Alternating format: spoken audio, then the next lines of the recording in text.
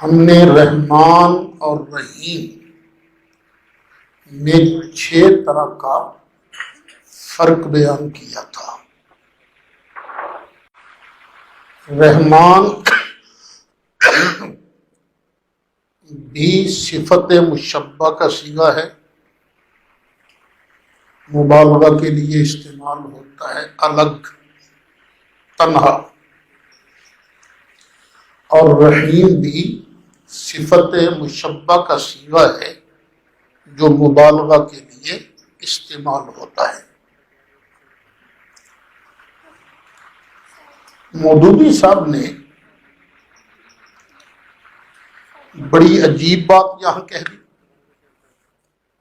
انہوں نے لکھا ہے اپنی تفسیر تفہیم القرآن میں، یہ میرے ہاتھ میں ہے، انسان کا خاصہ ہے کہ جب کوئی چیز اس کی نگاہ میں بہت زیادہ ہوتی ہے تو وہ مبالغہ کے صیغوں میں اس کو بیان کرتا ہے۔ اگر ایک مبالغہ کا لفظ بول کر وہ محسوس کرتا ہے کہ اس شے کی فراوانی کا حق ادا نہیں ہوا تو پھر وہ اسی معنی کا ایک اور لفظ بولتا ہے تاکہ وہ کمی پوری ہو جائے جو اس کے نزدیک مبالغہ میں رہ گئی ہے۔ اللہ تعالیٰ کی تعریف میں رحمان کا لفظ استعمال کرنے کے بعد پھر رحیم کا اضافہ کرنے میں بھی یہی نقطہ پوشیدہ ہے۔ رحمان عربی زبان میں بڑے مبالغہ کا صیغہ ہے، لیکن خدا کی رحمت اور مہربانی اپنی مخلوق پر اتنی زیادہ ہے، اس قدر وسیع ہے کہ ایسی بے حد و حساب ہے کہ اس کے بیان میں بڑے سے بڑا مبالغہ کا لفظ بول کر بھی جی نہیں بھرتا۔ پھر اس کی فراوانی کا حق ادا کرنے کے لیے پھر رحیم کا لفظ مزید استعمال کیا گیا۔ مودودی صاحب پھر آگے کی مثال بھی دیتے ہیں، کہتے ہیں اس کی مثال ایسی ہے جیسے ہم کسی شخص کی فیاضی کے بیان میں سخی کا لفظ بول کر جب تشنگی محسوس کرتے ہیں تو اس پر داتا کا اضافہ کرتے ہیں۔ رنگ کی تعریف میں جب گورے کو کافی نہیں پاتے تو اس پر چٹے کا لفظ بڑھا دیتے ہیں۔ درازی قد کے ذکر میں جب لمبا کہنے سے تسلی نہیں ہوتی تو اس کے بعد تڑنگا بھی کہہ دیتے ہیں۔ یہ مودودی صاحب نے کہا ہے، یعنی رحمان اور رحیم کی وضاحت کے لیے انہوں نے 3 مثالیں دی ہیں۔ سخی، داتا، ایک۔ سخی کہنے سے سوچا نا مطلب پورا نہیں ادا ہوا تو مبالغہ کے لیے لفظ داتا بڑھا دیا۔ کسی کی خوبصورتی بیان کرنے کے لیے کہا جی گورا، گورا کہہ کے بھی تسلی نہیں ہوئی تو کہہ دیا گورا چٹا۔ کسی کے قد کی درازی کو بیان کرنے کے لیے کہا لمبا، دل نے کہا نہیں ابھی مطلب پورا نہیں ہوا تو کہہ دیا لمبا تڑنگا۔ یہ 3 مثالیں دی ہیں انہوں نے، اور اس میں غلطی کیا کی ہے مودودی صاحب نے، وہ بھی ذرا سن لیجیے۔ انہوں نے کلام الہی کو انسانی کلام کی طرح سمجھ لیا۔ یہ لمبا تڑنگا، گورا چٹا، سخی، داتا تو انسان کا کلام ہے نا، اللہ کا کلام تھوڑی ہے۔ انہوں نے بھی اللہ کے کلام کو انسان کے کلام جیسا سمجھا کہ جس طرح انسان عاجز آ جاتا ہے، ایک لفظ بول کر تشنگی محسوس کرتا ہے اور یہ خیال کرتا ہے کہ یہ لفظ بول کر تو میں اپنا صحیح مفہوم نہیں بیان کر سکا ہوں، تو کیا اللہ تعالیٰ بھی انسان کی طرح عاجز ہے کہ ایک لفظ بول کر مفہوم صحیح ادا نہیں کر سکتا؟ استغفر اللہ العظیم۔ یاد رکھیے میرا مالک ہر عیب سے پاک ہے، ہم عاجز ہیں، ہم کمزور ہیں، لیکن میرا اللہ کمزور نہیں ہے، میرا اللہ عاجز نہیں ہے، میرا اللہ سبحان ہے۔ پھر انہوں نے دوسری غلطی جو کی، مبالغہ کے صیغے کے بعد دوسرے مبالغہ کے صیغہ کے بیان کے لیے چند مثالیں دی ہیں۔ وہ جو میں پہلے بیان کر چکا ہوں، سخیب کے بعد داتا، گورے کے بعد چٹا، لمبا کے بعد تڑنگا۔ اب آپ بتائیے ان میں سے کیا گورا مبالغہ کا صیغہ ہے؟ نہیں۔ چٹا مبالغہ کا صیغہ ہے؟ نہیں۔ ہاں، گورا چٹا کو اگر ملا لیا جائے تو ایک حد تک مبالغہ کا فائدہ دیتا ہے۔ سخی، کیا یہ مبالغہ کا صیغہ ہے؟ داتا، کیا یہ مبالغہ کا صیغہ ہے؟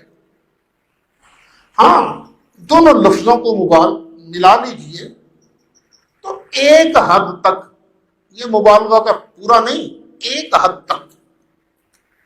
لمبا کے مبالغہ کا صیغہ ہے، تڑنگا کیا مبالغہ کا صیغہ ہے؟ آپ دونوں کو ملا لیجئے تو شاید ایک حد تک مبالغہ کا فائدہ دے، لیکن رحمان تو خود مبالغہ کا صیغہ ہے، مبالغہ کے لیے استعمال ہوتا ہے۔ رحیم تو خود مبالغہ کے لیے استعمال ہوتا ہے۔ تو یہ مودودی صاحب کی فاش غلطی ہے کہ انہوں نے اللہ کے کلام کو انسان کے کلام جیسا سمجھا۔ اب ہم بحث کر رہے تھے بسم اللہ الرحمن الرحیم۔ میں ہوں یا آپ، کوئی انسان ہو، انسان کی حالتیں ہیں تین۔ ایک وقت تھا میں اور آپ کچھ نہیں تھے، آیا نا وقت ہم پر جب ہم کچھ نہیں تھے۔ دوسری حالت یہ کہ جب بندہ اس دنیا میں آیا، میں بھی اب دنیا میں ہوں، آپ بھی اسی دنیا میں ہیں۔ تیسری حالت یہ ہوگی کہ جب ہم دنیا سے آخرت کی طرف کوچ کریں گے۔ ہر انسان کی یہ تین حالتیں ہیں نا، جب کچھ نہیں تھا، جب دنیا میں آیا، جب دنیا سے آخرت کو کوچ کرے گا۔ تو بسم اللہ الرحمن الرحیم میں اللہ تعالیٰ نے ہمیں یہ تینوں حالتیں یاد کرائی ہیں۔ وہ کس طرح؟ جب کہا نا بسم اللہ الرحمن الرحیم، اللہ کے نام سے شروع کرتا ہوں۔ کس کے نام سے شروع کرتا ہوں؟ اللہ کے نام سے۔ اللہ کے نام سے شروع کرتا ہوں۔ بڑی قدرتوں والا ہے، قیوم ہے۔ پہلے تو میں کچھ بھی نہیں تھا نا، اب میں ادھر آیا ہوں، اب اسی کے نام سے شروع کرتا ہوں جو قدرتوں والا ہے، قادر و قیوم ہے، جس نے مجھ کو، آپ کو نیست سے ہست کیا۔ نہیں تھے، پھر اللہ نے پیدا کیا، پھر ہم دنیا میں آئے۔ اب دنیا میں اللہ کی رحمت، رحمان کہا نا، جس طرح اللہ کی رحمت دنیا میں ہر ایک کے لیے عام ہے۔ کل بتایا تھا نا رحمان کا معنی کیا ہے؟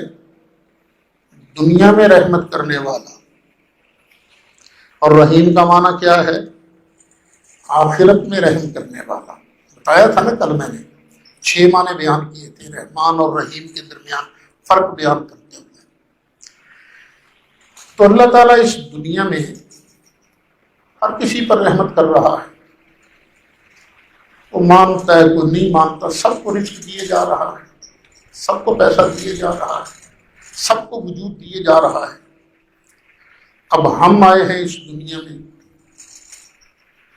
تو ہمیں بھی چاہیے ہر کسی پر مہربانی کریں، کسی کو نقصان نہ پہنچائیں، اپنا ہو بیگانہ ہو، ہر کسی کو پر مہربانی کریں۔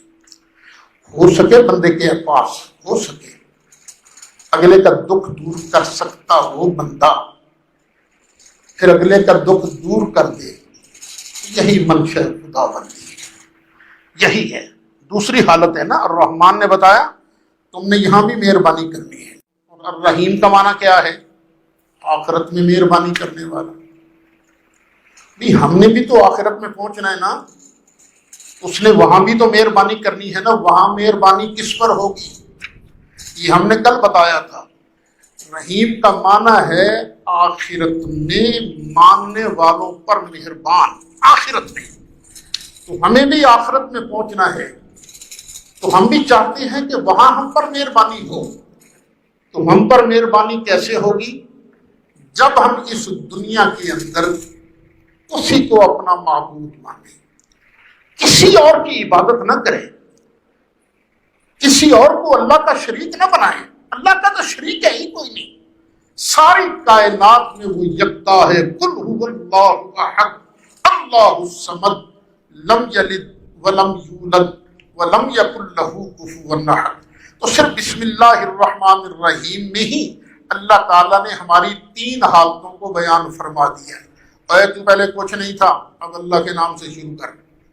اب دنیا میں رہنا ہے تو مہربان بن کے رہے، دکھ دینے والا نہ بننا، تکلیف دینے والا نہ بننا۔ بندہ لوگوں کو دکھ دیتا کب ہے؟ جب اپنے آپ کو بڑا سمجھتا ہے۔ یہ جو العظمت والکبریاء ردائی، یہ بڑا ہونا یہ اللہ تعالیٰ کی رضا ہے۔ بندے کو حق نہیں ہے کہ وہ اپنے آپ میں تکبر کرے، اپنے آپ کو بڑا سمجھے۔ وہ ایک کہانی ہے اور بیان بھی کی ہے، علامہ اشرف علی تھانوی نے بھی لکھا ہے، مفتی تقی عثمانی صاحب نے بھی لکھا ہے۔ ایک فقیر بابا تھا، ایک مرتبہ اس کے پاس ایک بڑی مائی آ گئی، یعنی یہ فقیر بابا تیری داڑھی اچھی ہے یا میرے بکرے کی داڑھی اچھی ہے؟ وہ ہے بات کرنے والی، میں ہوتا شاید لڑ پڑتا، مجھے شرم نہیں آئی، سنت رسول کی گستاخی کرتی ہو تم۔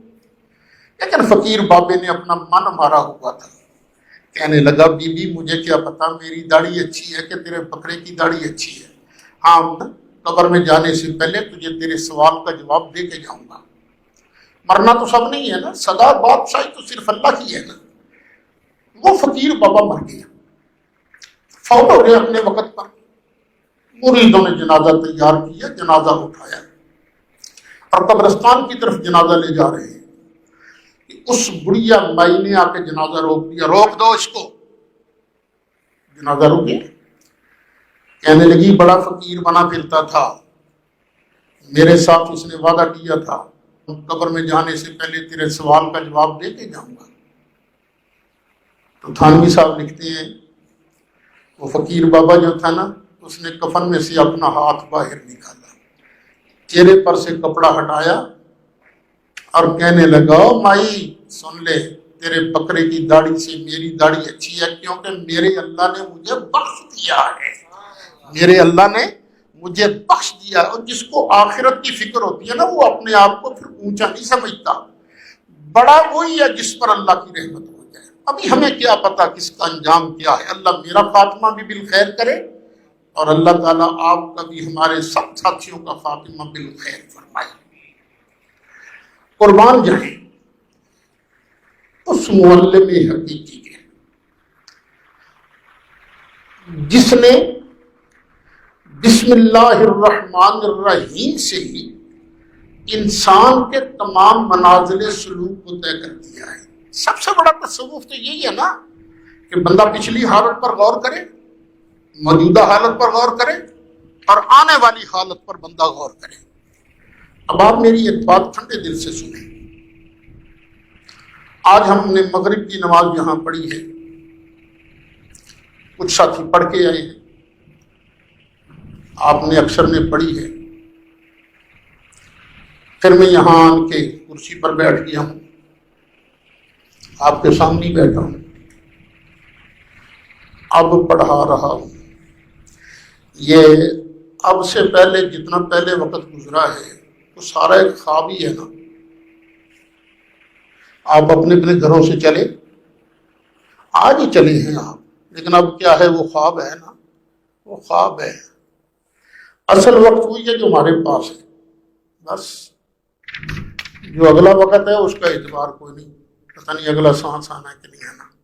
تو میرے بیٹو، جو وقت میسر ہے نا، اسی کو غنیمت سمجھو، اسی کو غنیمت سمجھو، اسی کو سنوارو. پیچھے تو غلطی ہو گئی تو اس کے لیے توبہ کرو، استغفار کرو، اللہ اپنے فضل سے ہماری مغفرت فرمائے. یہاں ایک دو مسئلے بھی سن لیجیے. پہلے ہم نے بحث کی ہے تعوذ کی، اعوذ باللہ من الشیطان الرجیم پڑھنے کی. یہ تعوذ اعوذ باللہ پڑھنا یہ صرف نماز کی پہلی رکعت میں ہے. ہر رکعت میں اعوذ باللہ نہیں پڑھا جائے گا. اور تسمیہ بسم اللہ پڑھنا یہ ہر رکعت کی ابتدا میں ہے. ابتدا میں سورۃ فاتحہ سے پہلے بسم اللہ پڑھیں گے. اکثر میں نے محسوس کیا کئی ساتھی دوسری رکعت میں کھڑے ہوتے ہی الحمدللہ رب العالمین شروع ہو جاتے ہیں قرات کے لیے. نہیں، پہلے بسم اللہ پڑھنا یہ سنت ہے، مسنون ہے. جب سورۃ فاتحہ پڑھ لے بندہ، اب آگے کچھ اور بھی تو پڑھنا ہے نا پہلی دو رکعتوں میں. اگر تو بندے نے قرات شروع کی ہے درمیانے سورت سے، پھر بسم اللہ نہیں پڑھیں گے. مثلا وللضالین آمین. اب آگے بندے نے شروع کر اللہ لا الہ الا هو الحی القیوم، یہاں سے سورت شروع نہیں ہو رہی. اگر یہاں سے پڑھنا شروع کیا تو اب یہاں بسم اللہ نہیں پڑھیں گے. اور اگر کسی سورت سے شروع کیا ہے، مثلا انا اعطیناک الکوثر والضحیٰ، پہلی رکعت میں والضحیٰ پڑھی، والضحیٰ سے شروع کیا تو اب پہلے پڑھیں بسم اللہ الرحمن الرحیم.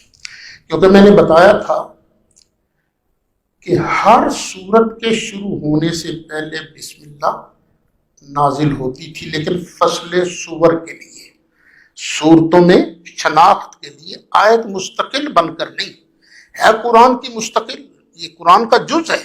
انہ من سلیمان و انہ بسم اللہ